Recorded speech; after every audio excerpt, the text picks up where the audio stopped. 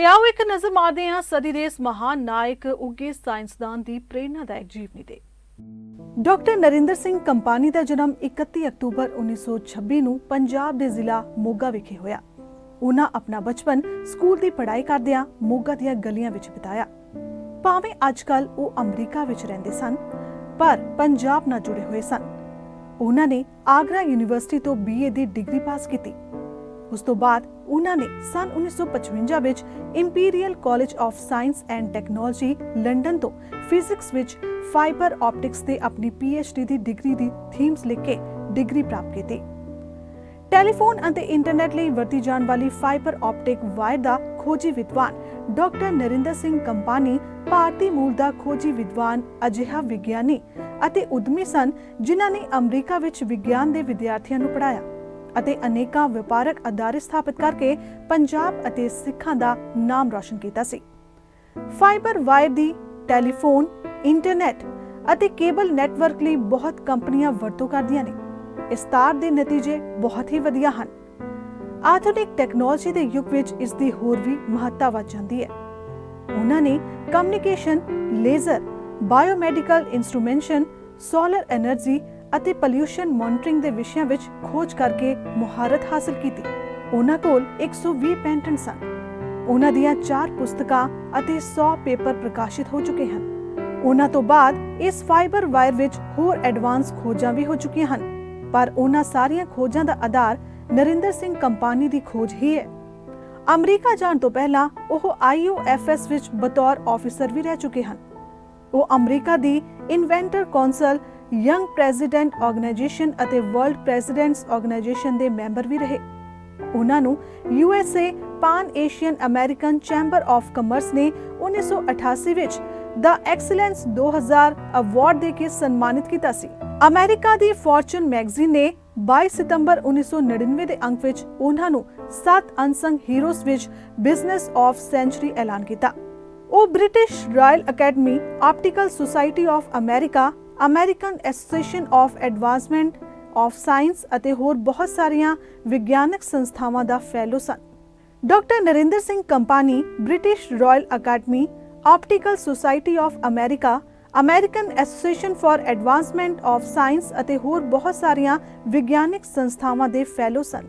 Doctor Narinder Singh University of California, Berkeley University of California, Santa Barbara ਅਤੇ ਹੋਰ ਬਹੁਤ ਸਾਰੀਆਂ ਯੂਨੀਵਰਸਿਟੀਆਂ ਵਿੱਚ ਪ੍ਰੋਫੈਸਰ ਵੀ ਰਹੇ ਅਤੇ ਪੋਸਟ ਗ੍ਰੈਜੂਏਸ਼ਨ ਕਲਾਸਾਂ ਨੂੰ ਪੜ੍ਹਾਉਂਦੇ ਅਤੇ ਉਹਨਾਂ ਦੀ ਖੋਜ ਦੇ ਕੰਮਾਂ ਦੀ ਅਗਵਾਈ ਅਤੇ ਨਿਗਰਾਨੀ ਕਰਦੇ ਰਹੇ ਸਨ।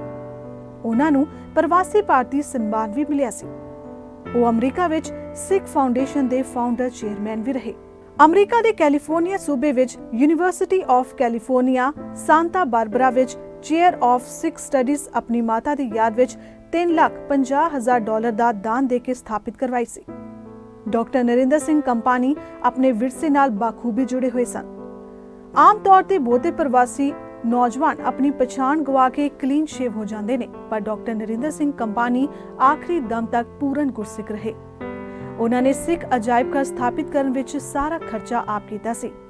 ਉਹ ਸਿੱਖ ਸੱਭਿਆਚਾਰ ਨਾਲ ਸੰਬੰਧਿਤ ਵਸਤਾਂ ਜਿਹੜੀਆਂ ਪੰਜਾਬੀਆਂ ਦੀ ਬਹਾਦਰੀ ਅਤੇ ਵਿਰਾਸਤੀ ਮਹੱਤਵ ਵਾਲੀਆਂ ਕਲਾਕ੍ਰਿਤਾਂ ਨੇ, ਉਹਨਾਂ ਦੀਆਂ ਨੁਮਾਇਸ਼ਾਂ ਦੁਨੀਆ ਦੇ ਵੱਖ-ਵੱਖ ਦੇਸ਼ਾਂ ਵਿੱਚ ਲਗਾਉਂਦੇ ਰਹਿੰਦੇ ਸਨ। ਉਹ ਖੁਦ ਵੀ ਇੱਕ ਚੰਗੇ ਪੇਂਟਰ ਅਤੇ ਬੁੱਤਕਾੜੇ ਸਨ। ਉਹਨਾਂ ਨੇ 40 ਬੁੱਤ ਵੀ ਬਣਾਏ। ਉਹਨਾਂ ਨੇ $5 ਲੱਖ ਦੀ ਮਦਦ ਨਾਲ ਏਸ਼ੀਅਨ ਅਜਾਇਬ ਘਰ ਸਨ ਫ੍ਰਾਂਸਿਸਕੋ ਵਿਖੇ ਸਥਾਪਿਤ ਕੀਤਾ, ਜਿਸ ਵਿੱਚ ਸਿੱਖ ਭਾਈਚਾਰੇ ਨਾਲ ਸੰਬੰਧਿਤ ਕਲਾਕ੍ਰਿਤਾਂ ਰੱਖੀਆਂ ਹੋਈਆਂ ਸਨ। ਉਹ ਖੁਦ ਕਲਾਕ੍ਰਿਤਾਂ ਸਾਂਭ ਕੇ ਰੱਖਣ ਲਈ ਇਕੱਠੀਆਂ ਕਰਨ ਦੇ ਵੀ ਸ਼ੌਕੀਨ ਸਨ।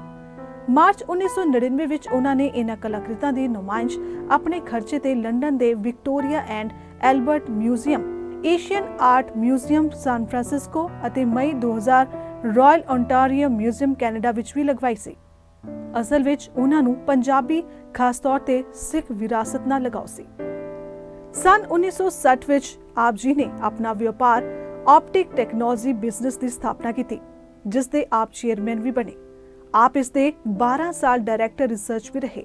1967 ਵਿੱਚ ਇਸ ਕੰਪਨੀ ਦਾ ਕਾਰਜ ਖੇਤਰ ਵਧਾ ਕੇ ਹੋਰ ਦੇਸ਼ਾਂ ਵਿੱਚ ਲੈ ਗਏ।